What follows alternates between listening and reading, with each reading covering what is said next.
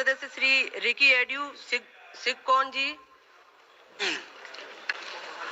Madam Chairperson, through you I would like to draw the attention of this vexed and pertinent issue concerning Northeastern Hill University, one of the only central university in Northeast at one point of time. Today, Madam, this university, which with a motto to rise up and build.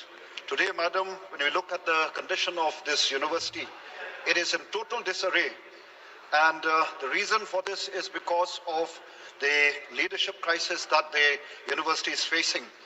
Madam, the incompetency of the present VC has led to protests by students, teachers, and non-teaching staff of this university, and has brought this university to a standstill.